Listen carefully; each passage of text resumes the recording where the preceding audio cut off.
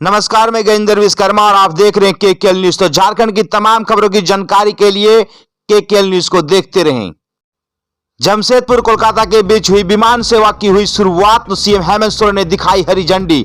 तो राज्य में यातायात व्यवस्था को और बेहतर बनाने की दिशा में मुख्यमंत्री हेमंत सोरेन ने सोनारी हवाई अड्डा से जमशेदपुर कोलकाता के लिए विमान सेवा का शुभारंभ किया। सोनारी एयरपोर्ट से विमान सेवा संचालित करने की जिम्मेदारी इंडिया वन एयर कंपनी को दी गई है। झारखंड के सभी शहरों में होगा विद्युत सौदागिरा का निर्माण, जुडको ने तैयार किया मॉडल। तो राज्य के सभी शहरों में विद्युत सौदागिरा का निर्माण किया जाएगा। जुडको ने सभी सौदागिरों के लिए एक ही मॉडल तैयार किया है।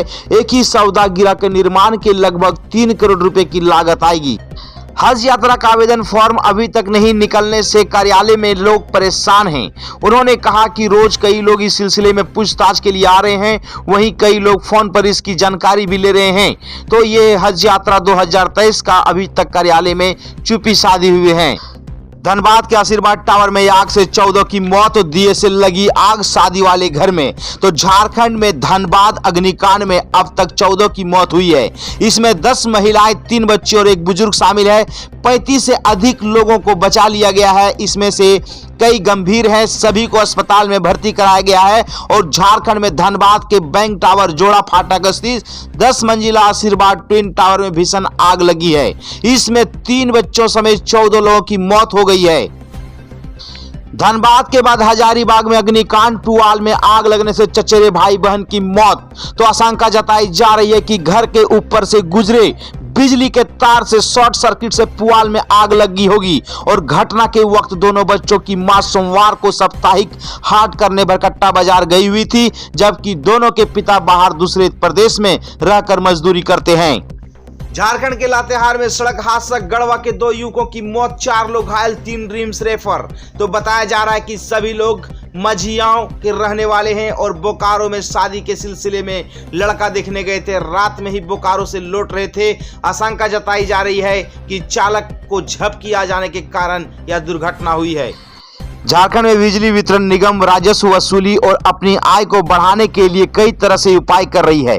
बकाये बिजली बिल के भुगतान के लिए ऑफर दे रही है, तो कई बार दंडात्मक कार्रवाई भी कर रही है। अब जेवीएनएल ने कंज्यूमर्स की समस्याओं के समाधान के लिए हेल्पलाइन नंबर्स जारी किए हैं। और ये हेल्पलाइन नंबर्स इसलिए जारी किए हैं ताकि उपभोक्ताओं को बिजली बिल मिलने में हो रही परेशानी का सामना न करना पड़े। चाईबासा पुलिस को मिली बड़ी कामयाबी, पीएलएफआई के 3 सक्रिय सदस्यों को किया गिरफ्तार। तो चाईबासा जिला पुलिस ने प्रतिबंधित नक्सली संगठन people liberation front of India के 3 सक्रिय सदस्यों को गिरफ्तार किया है, जिनका आपराधिक इतिहास रहा है और इनके पास से कई हथियार भी बरामद किए गए हैं। ये संगठन के सदस्यों में से हैं खतियानी जोहार यात्रा 1932 खतियानी हमारी पहचान शरीर में लिखकर सीएम के कार्यक्रम में पहुंचे। तो घाटशिला के गालूडी थाना क्षेत्र अंतर्गत खतियान जोहार यात्रा में झारखंडी वेशभूषा में ग्रामीण शामिल हुए। इस दौरान सभी ने अपने शरीर में 1932 खतियान ही हमारी पहचान लिख रखा था और पत्ते के ड्रेस पहने हुए थे, जो लोगों के बीच काफी आकर्षण का केंद्र बना हुआ था। पलामू में ऑपरेशन दिशा का दिखा असर, नक्सली संगठन जेजेएमपी का सब जोनल कमांडर अनिल भुइया ने सरेंडर किया। पुलिस की लगातार बढ़ रही दबिश और सरकार की पुनर्वास नीति से प्रभावित होकर नक्सली सरेंडर कर रहे हैं और इसी के तहत नक्सली अनिल भुइया ने भी मंगलवार को सरेंडर किया। इस दौरान देसी कट्टा समेत गोली भी पुलिस को सौंपा। हजारीबाग में नक्सलियों ने मशीनों में लगाई आग, 3 मोटरसाइकिल में सवार होकर पहुंचे थे। तो हजारीबाग के कटकम सांडी में नक्सलियों ने एक बार फिर तांडव मचाया है। कटकम सांडी से कर्मा मोड़ तक बन रही सड़क निर्माण में लगे रोड रोलर और पिचिंग मशीन में अपराधियों ने लगाई आग। 5 लाख रुपए से अधिक का नुकसान हुआ है। घटना 30 जनवरी की रात 12 से 1 बजे के बीच की बताई जा रही है। खतियान संबंधी विधेयक लौटाने पर बोले सीएम हेमंत सोरेन, राज्यपाल की आपत्तियों को दूर कर रहे हैं। तो 1932 की खतियान संबंधित विधेयक को राज्यपाल द्वारा लौटाए जाने पर पत्रकारों के सवालों का जवाब देते हुए हेमंत सोरेन ने कहा कि राज्यपाल ने क्या आपत्ति जताई है, किस बातों पर उन्हें आपत्ति है, या देखने के बाद ही इस पर कुछ बोल पाएंगे। तेज आवाज में डीजे बजाने पर प्रतिबंध, रात 10 बजे के बाद तेज आवाज में गाना बजाया तो मैरिज और बैंकेट हॉल का लाइसेंस रद्द।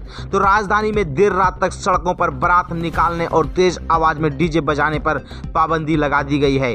बुधवार से रात 10 बजे के बाद लाउडस्पीकर पर गाना या बैंड बाजा बजाया तो मैरिज बैंकेट हॉल का लाइसेंस रद्द हो जाएगा।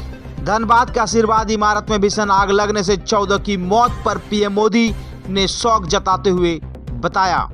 मिड डे मील घोटाले में बड़ा खुलासा, आरोपी संजय तिवारी ने बिरसा मुंडा जेल में रहकर लिया ठेका। तो ईडी की जांच में यह पाया गया कि संजय तिवारी ने सुमन परिवार के नाम से एक इंस्टाग्राम अकाउंट भी बनाया और इसके अलावा एक ईमेल आईडी भी बनाया और इसके दौरान घोटाला किया गया।